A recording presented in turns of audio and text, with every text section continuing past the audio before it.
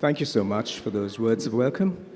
It's always a pleasure to be back in Jaipur, and particularly this ethos of Baithak, which is really intimate in a very special and warm sort of way.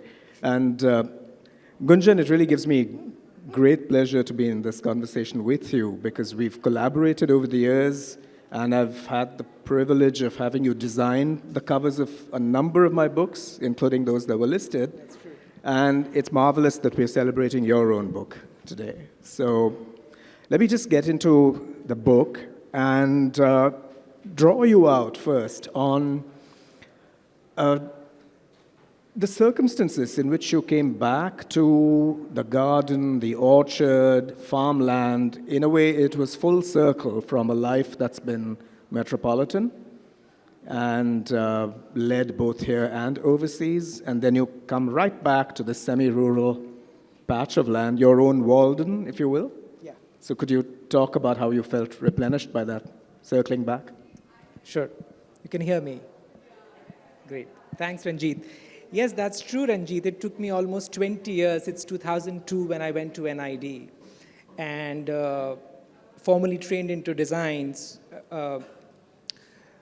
And through the formal training, you are introduced to a lot of nature drawings and observations, and that happened then. And then I went on to do masters and then got consumed into corporate life. And it is during pandemic that, which was 2020, so straight after 18 years, I realized lockdown came overnight and I was at my parents' place and didn't have much of choice but to be there. And I lost a very dear friendship during that time, so I think there was a lot of sadness within me also, plus the constraints of not going out, etc. I started taking these long walks to my fields, and there's a canal, and something started happening. Nature started sort of healing backwards. One, that, and B, it just felt that I'm taking all those NID lessons back, coming to me in terms of form and noticing composition in nature and how branches and leaves are joined and textures. And so much started happening back, and I realized, oh my gosh, there is so much of wisdom hidden all around us. But I think in this barrage of information all around us and, in this haphazard way to sort of climb the ladder of success, we tend to miss so much. And I would come back on my desk and I would doodle, I would write those thoughts, I would make doodles, and try to sort of relive those experiences twice, once in nature and then once on my desk, and now in the book for all of you. I also want to ask you about this very important experience of having studied and trained at the National Institute of Design. Because the NID is an institution that comes out of the Nehruvian period with a strong emphasis on a curriculum that was created through contact with the Eameses, but was also responsive to crafts traditions, the life of the land in a certain way. When you were a student, how did that play out? And specifically, in terms of your sense of yourself as a designer, would that be more driven by templates and professional mandates, or what was the role of intuition in your design training? It's interesting because I was talking to my friend this morning exactly about this aspect of making. I think NID is so rooted into the fact that the way of learning is through making. So, and when you make, you remember that thing for forever. Whether you are whether you are setting the loom to weave, or me as a graphic designer trying to differentiate between A to B font, you have to draw. So NID had been a very hands-on experience in every form and capacity. Then I went on to do masters, which was more research-driven. And there was hardly any hands-on work, but I think it works that your bachelor's is more hands-on and you understand the tools and techniques, and then you move on to the next level, which is more research-driven, more,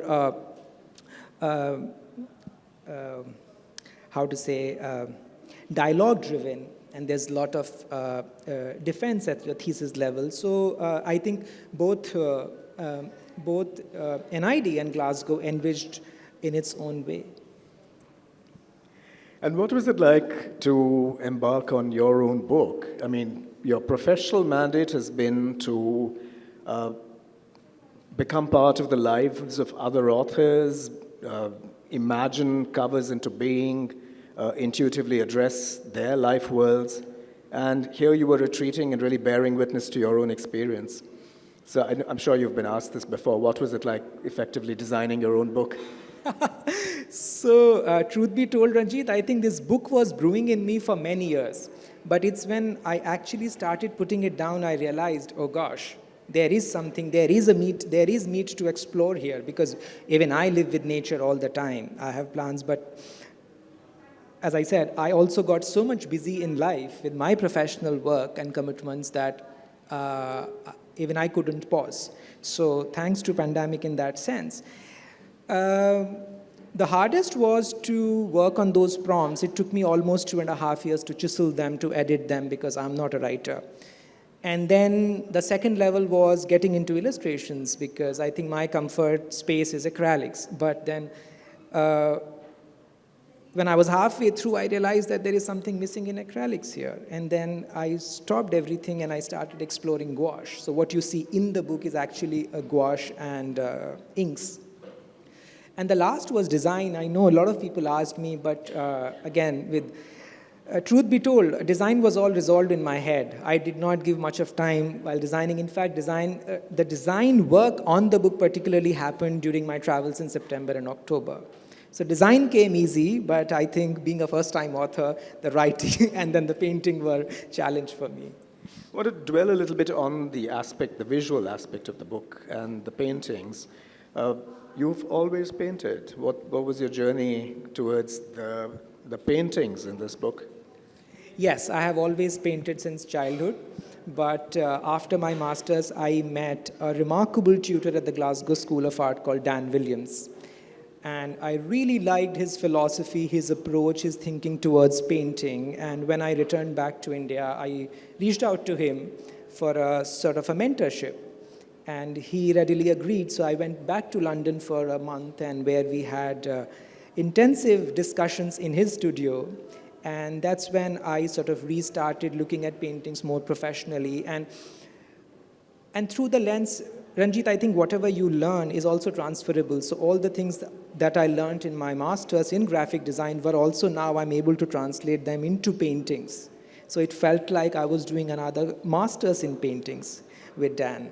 So, and then I continued to illustrate for several authors, including Ruskin Bond's Room on the Roof, and several, I used my own illustrations for several covers of mine at Penguin. So it continued at a slow pace till it hit. Slow is beautiful. But you've also had your first solo exhibition of paintings recently. So in that sense, these images have a life beyond illustrations for a book. So what was that like? Is that the beginning of a new career and a new context to work in, meaning the exhibition as a format? That's true. Yeah, I just finished a solo exhibition in Delhi where I showcased all the paintings that are there in the book in real, and it was an exciting experience to sort of also live a professional painter's life. I also want to draw you out on the structure of the book. The gesture is invitational, because at every point through the chapters, there's a gesture that's interactive. Right. You're asking the reader to, I'm not going to give away more, I'm going to ask you to talk about that. At the end of the chapter, there's an invitation to the reader to process the conclusions from that chapter and make something. That's right. Do you want to talk about how you came to that format for the book? That's right. Initially, when I started writing the book, it was a 3-part essay. One, me as a designer and a painter. One, me as a farmer's son. My dad is a farmer, and that's how I come from agrarian background. And third, me as a human being. And I compiled those 3 essays and started seeming very rigid to me, that it was becoming like a monologue. And I started breaking down into small sections, and that's how I came around. There are 6 sections in the book. That's where that core idea came from. Then the second part was, and truth be told, this was my publisher's idea to make the book more interactive. And therefore, there are exercises, and these are just snippets to trigger your imagination, to take you to that threshold of imagination, and then I leave the readers to explore on their own. I may see flower in a certain way, but you may see flower in a completely different way, and I invite you and I encourage you to use any form of tool, technique to make your own interpretations, writings, and therefore I felt the readers to become an active participant in the meaning making than me just giving one-track ideas about images. Which leads me to at least 3 other questions, but I'll start with this one. Something about the legacy of these Nehruvian institutions. Sorry, I have this Nehruvian bee in my bonnet, say the National Institute of Design or the Indian Institutes of Technology. There was somehow always an impulse there towards taking those privileges of education forward and passing them on in some way.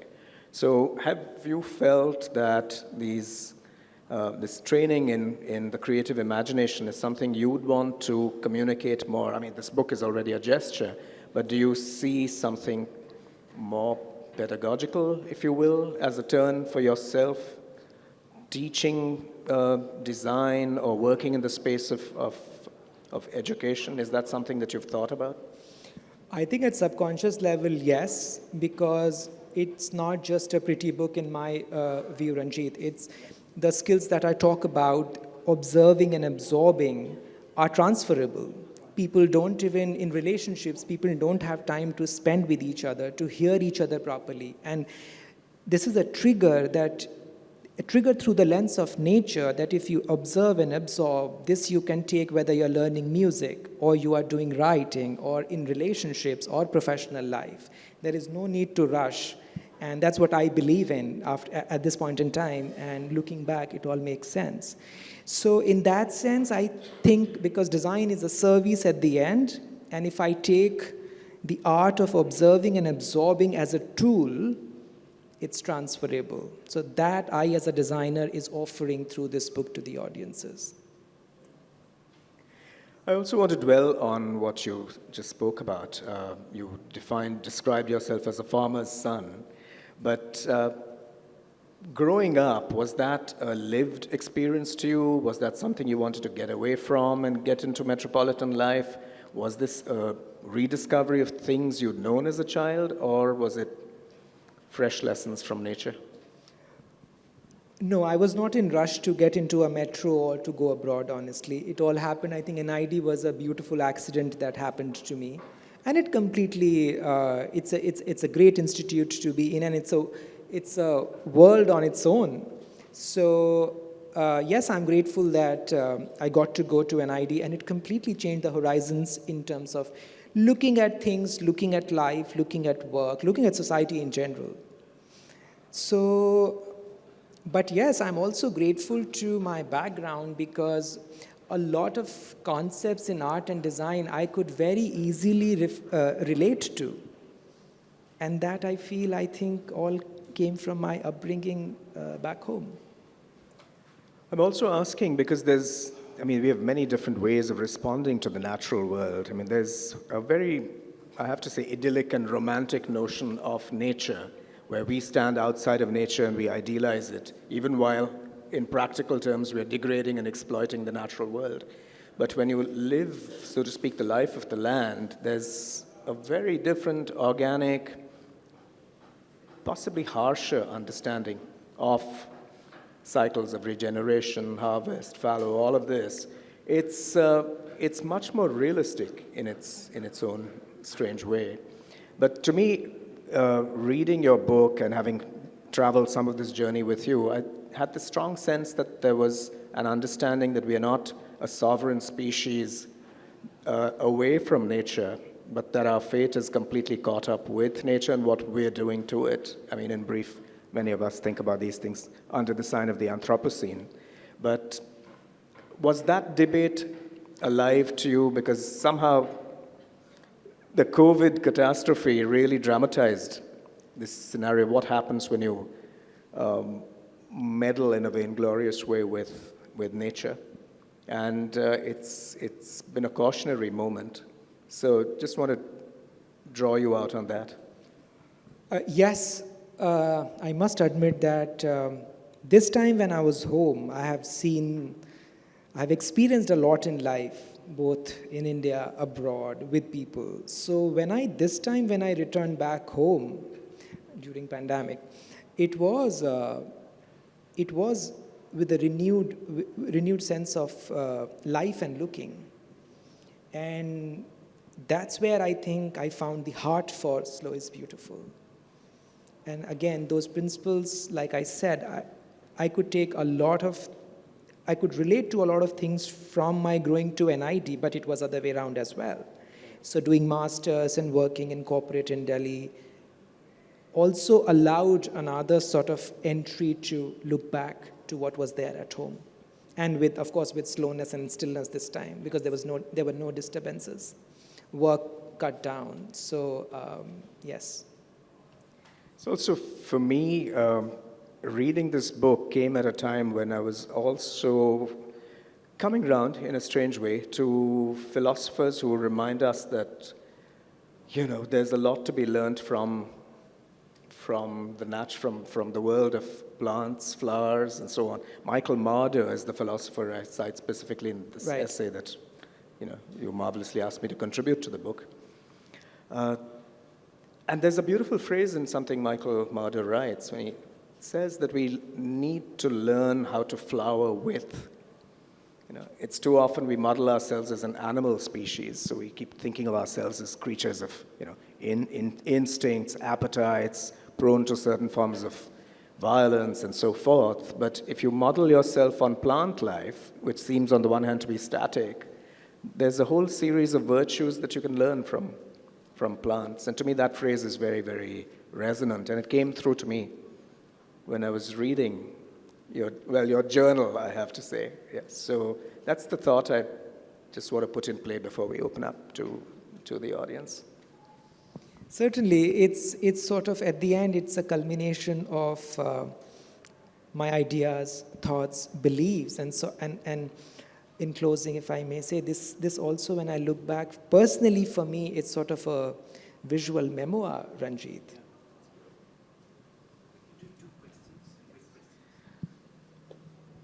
So we're going to open this up to all of you now. If there are questions, yes, okay, let's begin with you and then you.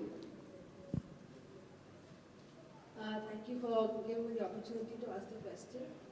So, sir, my question is, in this whole idea of mindfulness or slowing down, do you have a role model or an inspiration who you look up to in this particular aspect? Yes, many actually. I work with Ruskin very closely. I work for Pico, and I'm very, very familiar with their craft. So I think subconsciously it does go into you. So certainly, and then another gentleman called Peter Wolleben who talks about nature and trees. So I also interact with Peter a lot.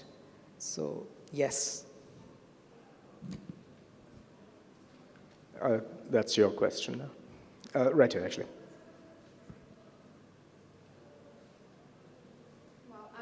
First of all, I'm so glad that you're working with Peter, because I was just recently reading some of his work, and the way he describes animal and the plant life, and it's just so wonderful. My question is that, like these days, whenever we see a child have an aptitude in fine arts, we usually think design. We try to push them in the direction of design. And I think that's the path that you also undertook in a way, right? When you chose, let's say, NID over Kala Bhavan, right? So in retrospect, is that something that you would do differently so that you are able to, like, you would have been able to learn about fine arts in a more concrete and, like, let's say, educational way instead of being a self-taught artist? I think art and design for me, and this is absolutely personal views, art and design are totally different fields for me. Design is a service. It's extrinsically driven by extrinsic factors, and art is internally driven. When I design covers, say, for Ranjit says, I don't like the font, I don't like the colors. I do have to listen to him. I have to have an informed and educated argument with him, why certain things work, and semiotics come in and typography comes in. Whereas when I'm making a painting, I wouldn't listen to anybody because I think I'm doing that for my heart at that point of time. Of course, with all the philosophies and ideologies around art and aesthetics, but still I would listen to the inner voice there. So for me, these two are very different areas, and therefore going to a design school and going to an art school are two entirely different worlds. To be fair, we've always found wonderful dialogue and common Certainly, ground while working Ranjit. on covers. But time for one last question. I have a feeling. Right, there you are. Is there a mic that can... Hello? Hello? I'm a designer by profession. So, I mean, in the world of Instagram and followers and designers every day posting a new artwork every day, how do you slow down and remind yourself, like, it's okay to not to be in this mad competition and you don't have to give an artwork every day? Like, how do you convince yourself that? Don't open the Instagram. Seriously, that's my honest advice. Don't open the Instagram, because this question pops up from a lot of younger friends, and they start reeling under so much of pressure. And I think my answer honestly would be, because at our times, when I went to NIT in 2002, there were no Instagrams, and I think Facebook was just coming in, and there was so much of peer learning happening, but not competition. And I completely agree with you. You know, it can put so much of pressure on you. So I think maybe just delete it for a few months, and then you can come back to it. Fabulous. Thank you so much. Thank you, Gunjan, Ranjit. And Thank thank you you so all for being here this afternoon.